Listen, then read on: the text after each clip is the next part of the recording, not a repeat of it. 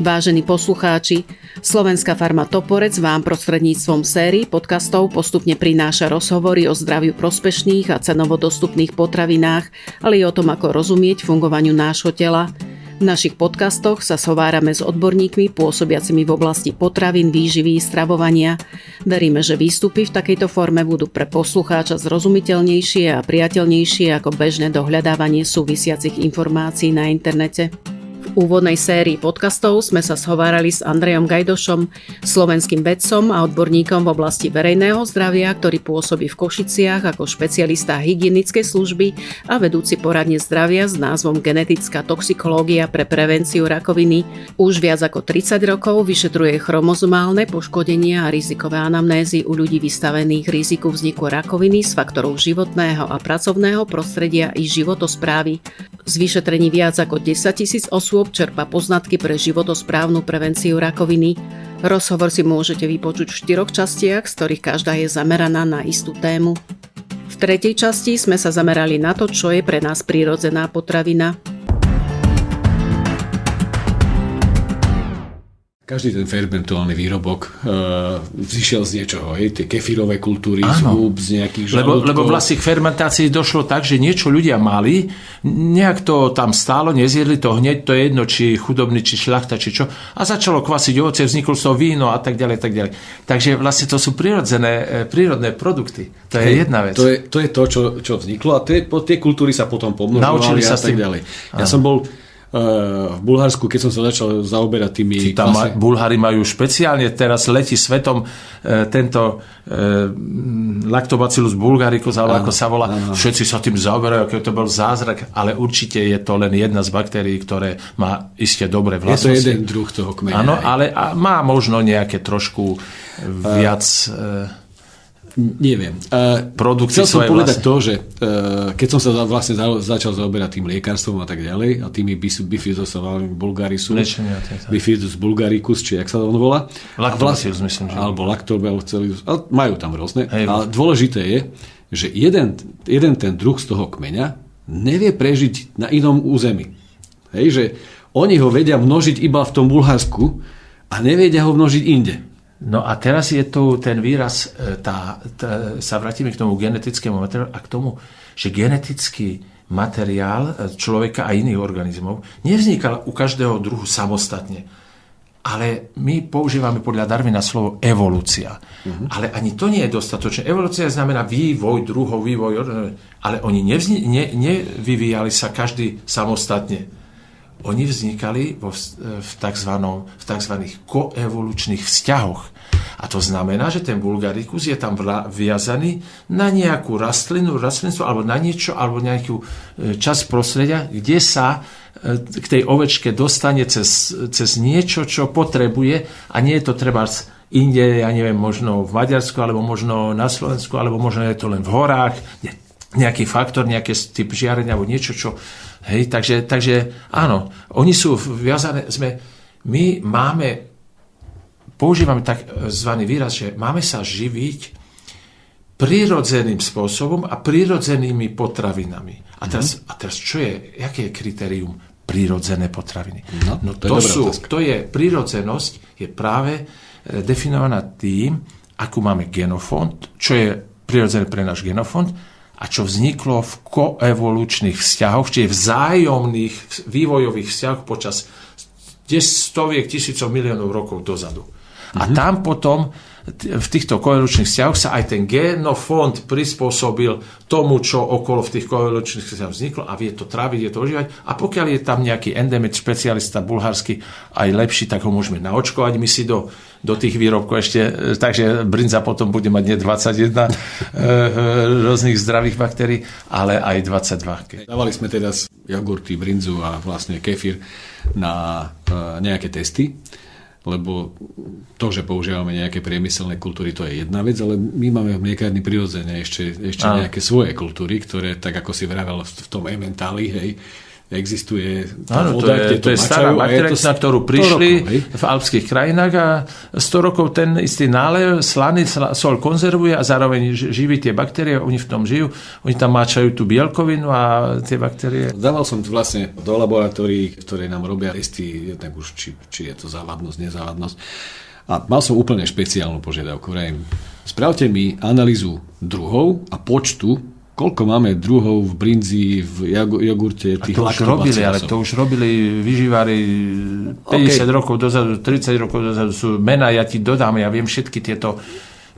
Jasné. Ja som chcel, aby som mohol teda povedať, že toto... No to má zaujímavé. Toto je ešte len zorganizovať. Toto je probiotikum, hej? Že by som mohol, vieš, lebo keď to napíšem, tak hneď bude pránier, hej, že jak som si to mohol dovoliť a chcel som mať na to papier.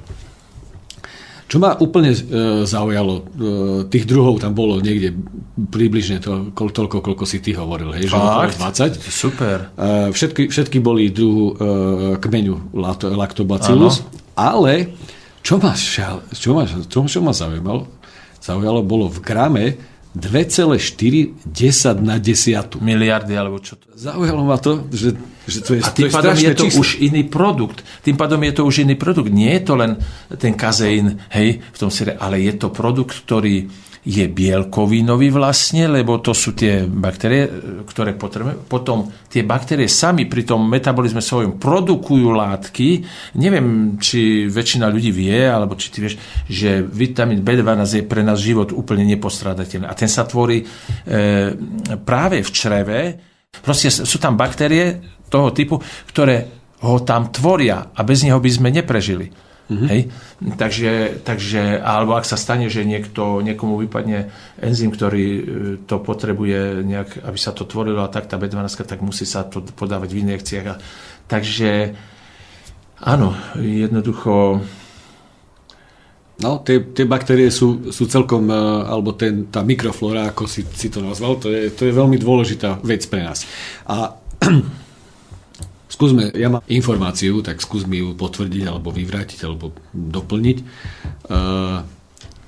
Hrubé črevo je v podstate najviac obsadené tou mikroflórou. Ale aj práve preto, že tam sú aj zbytky potravy. Tak. A keď je dostatok týchto, áno, tak potom sa tá potrava rozkladá a spracová ako má a netvorí zápalové produkty, jedovaté, toxické alebo iné odpadové produkty, ktoré by v tom čreve mohli spôsobovať zápal, neskôr polipózu, neskôr rakovinu. Dobre. A keď sme boli pri ovoci a rôznych tých potravinách, tak v podstate tá mikroflóra sa nejako najviac...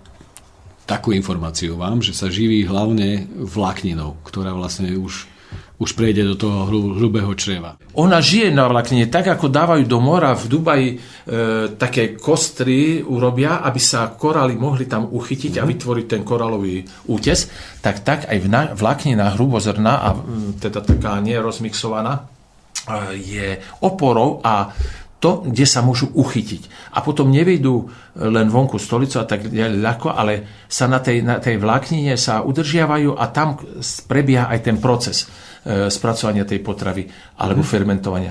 Takže áno, vláknina je veľmi dôležitá. Dobre, takže to je nejaký rebrík, preto je lepšie, na ktorom sedia tie kury?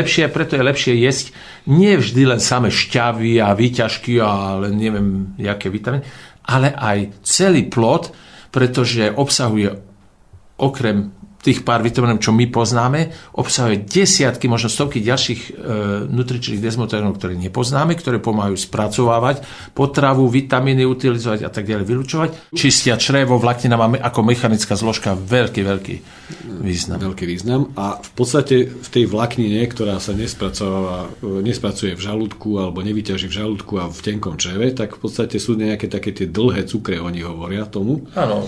Zložené cukre. A vlastne tým sa tá mikroflóra viac menej živí. Tak? Napríklad. A teraz ďalšia informácia je, že keď tej vlákniny a tej výživy tam neexistuje v tom hrubom čreve dosť, tak tá mikroflóra sa pustí do takého povlaku, ktorý máme na tom čreve. Je to vôbec pravda? Takto. Spomenul som pred chvíľou, tam som hovoril o tom, že ak nie je dostatok enzymov vlastných, tráviacich a plus správna mikroflóra, alebo dostatočná, minimálna nejaká, tak začne tá potrava sa v tom čreve inak rozkladať. Rozmaceruje sa, hníje, kvasy inými kvasinkami, zvlášť keď sme tie antibiotika brali. Doslova hníze, máme vetry, máme páchnúce vetry, máme a tak ďalej. Čiže je to potom už pre to črevo zlé, lebo takýto rozklad v tenkom alebo v hrubom čreve nie je pozitívny a tie dcerské produkty už sú ako keby cudzorodé minimálne, alebo potom toxické až. Môžu byť. A môžu spôsobovať zápalové procesy, lokálne najprv v čreve a tak ďalej. A ešte poviem to k tej brinzi. Tá brinza napríklad neobsahuje vlákninu, hej? A keby sme my nejedli aj tú kapustu, aj tie ovoce, a tú vlákninu a jedli by sme len brinzu, lebo si to nám stačí. To je zase taký cudzorodý prvok vyberací. Jak som pred chvíľou povedal, že musí byť strava pestrá. A to my netušíme, čo si ten organizmus z toho vyťaží. A treba pestrú stravu, lebo aj tá brinza, keď tam poskytne tie baktérie, keby tam nebola vláknina, tak ona je zároveň aj trošku tuková, masná. Ale ten tuk je mliečný tuk, to je dobrý. Najľahšie straviteľný tuk je mliečný tuk. Ale bez tej vlákniny by to už mohlo pôsobiť inak v tom čreve. Poviem to na príklade čaju a kávy. Jedno obsahuje kofeín, aj druhé. Kofeín v káve je kombinovaný, je vyluhovaný z kávových zrn a je tak inak pôsobiaci ako z čaju, pretože spôsobuje vylúčovanie tráviacich šťav, týchto žlčníkových tráviacich šťav, spôsobuje veľa trávenie, preto sa pije po obedoch, káva sa mala piť, ale spôsobuje aj žalúdočné vredy, lebo príliš, keď sa nalačno vypije káva, tak spôsobuje žalúdočné, lebo príliš tam veľa kyselín sa vylúčia. Môže u kavičkarov a fajčiarov spôsobiť, keď ráno si dávajú, alebo v niektorých častiach nalačno, môže spôsobiť žalúdočné vredy. Rozbuší srdce, tachykardiu spôsobia. To sú také aj negatívne dôsledky takého nesprávnej konzumácie. Ľudia, ktorí majú žalúdočné vredy, môžu piť kofeín v čajovinách. V čiernom, zelenom, bielom čaji a v tých čajovinách, ktoré obsahujú. Ale tam sú triesloviny. Keď my zoberieme, dáme 2 sačky do pol litra vody, 3/4 litra vody a vyluhujeme pol hodiny, kľudne môžeme luhovať. Čím dlhšie luhujeme, vylúčia sa tzv. Triesloviny a tie zrážajú zapálené sliznice, krv a tak ďalej. To sú tie látky, ktoré keď ochutnáme trnky, tak nám tak stiahnú ústa, alebo tie plody hurmikaky, keď sú ešte zelenka, si tiež tak stiahnu. Tak triesloviny majú už iný účinok, predĺžujú účinok toho kofeínu a nerozbušia srdce, nepoškodzujú sliznicu tráviaceho a naopak ju tak ako keby hoja. A tie triesloviny sú aj v iných čajovinách. Keď napríklad na večer nebudeme piť predsa kofeínový čaj, tak si dáme repíkový čaj, vyluhujeme ho až vyše 10 minút, 2-krát sa až prevára a tie triesloviny hoja sliznice na zuboch, na jazyku, pozranené miesta v čreve, všade a tak ďalej. A naši predkovia a Arabi jedia ten čaj Tuareg, to je vlastne ibiškový čaj to je peppermintový mint, takzvaný peppermintový čaj, metový, s čiernym čajom, silný. Čierny čaj zabezpečí tým, že triesloviny môžeš byť hladný a necítiš hlad, lebo čaj ti ukľudní sliznicu tráviaceho traktu, žalúdku, aby nevznikal pocit hladu. A meta uvoľní hladké svalstvo a tak ďalej. Takže tí, čo hľadujú, a môj detko, ktorý tu býval na východe Slovenska, tak vlastne ten čaj pili od rána do večera, kocku cukru do úst, vypili čaj a miesto kávy, a káva bola drahá, nebola niekedy k dostaniu, takže pozor aj na to, v akej kombinácii jeme a konzumujeme určité veci. No, toto je celkom zaujímavá informácia pre mňa. Musím povedať, Predári môžu čaj, ale nemôžu kávu. Že to je dôležité, že niekedy aj kedy tú potravinu si dať. Spôsob podávania. Množstvo, áno. A keby sme konzumovali zdravé veci na noc vo veľkom množstve, tak nám spôsobí také problémy ako iná aj nezdravá strava. Vtedy má ten tráviaci trakt trochu oddychovať. Hej? Celý organizmus. Celé telo. V noci od 7., 8., 9. celý organizmus toto musí je to, čo regenerovať. keď sa vrátime k tomu hrubému črevu, v podstate, čo jemu robí dobre? Keď žijeme podľa starých ľudových múdrostí, ktoré sú vlastne takým dlhodobým staročným experimentom tých našich predkov, jedz do polosita, pí do polopita a druhé príslovie, alebo múdrosť, alebo skúsenosť medicínsko-biologická je raňajkuj sám, obeduj s priateľom a večeru daj nepriateľovi. A tie pragmatické skúsenosti sú viac než výskum nejaký, lebo sú to stáročné skúsenosti, že tí ľudia, ktorí ten režim takto dodržiavali, išli ráno do práce, tak sa mohli trošku naraňajkovať, najesť, ale iste nemali lukulské hody, ako dneska si myslíme, že raňajky majú byť silné, tak si dáme anglické raňajky, trivolské okaz, klobáso, či čo tam majú. Vajíčko nemá veľa kalórií. No, potom už obeduj. Čiže obed už má byť striedmejší a preto sa rozdiel s priateľom, lebo urobí jemu aj tebe dobre, keď si ten obed zmenšíš na polovičku. Čiže to je to do polosita. A večeraj večeru daj nepriateľi. Keď chceš niekomu zle, čiže aj sebe uškodíš, keď budeš pravidelne veľa večer. Dá sa, niekto sa preorientuje a celý deň nie a potom sa na večera tak keď je toho jedla málo tak, ale nie je to podľa epidemiologicky najvýznamnejší počet, alebo takto reaguje na takúto stravu a to je prirodzené a hlavne ide o tú regeneráciu, čo sme spomínali, že vlastne organizmus v noci, príroda to nevedela zariadiť, aby sme fungovali každý deň bez regenerácie. To znamená, my v noci oddychuje všetko, mozog, psychika, srdce, snižuje sa tep, frekvencia srdečná, črevo sa ukľudní, nemá tam mať nič, na nervových mediátory sa na synapsiách nervových vláken sa doplňajú a tak ďalej. Čiže celý organizmus je geneticky po milióny rokov ľudský organizmus, alebo po 100 000 rokov zvyknutý regenerovať. A keď my jeme na noc, tak nám začne v noci trávenie, začnú sa tvoriť šaj, začnú sa tvoriť vetry, začne sa neviem čo. Takže môže to škodiť, pokiaľ to večerné jedenie nie je ozaj že minimálne. Hej? Tak pri malom množstve jedla večer ozaj to nemusí mať tento efekt. No. Super, tak už sme v podstate v hrubom čreve na konci traviaceho traktu. Áno, vtedy sa tie baktérie ukľudnia, vtedy sa tam pomnožia, vtedy si dotravia zbytky, prebytky, aj také veci, ktoré sa nestrávili cez deň a tak ďalej. Takže... Ráno to môžeš pustiť vonku. No a teraz v podstate, a sme už aj večer, takže aký by bol tvoj záver z tohoto? Povedz niečo, čo ty máš ako dobré pravdy a čo by si chcel vlastne povedať na záver toho? Ja som chcel nazvať ten príspevok alebo článok alebo niečo, čo sme chceli vyprodukovať, že môžu ju jesť aj deti. Brinza, môžu ju jesť aj deti.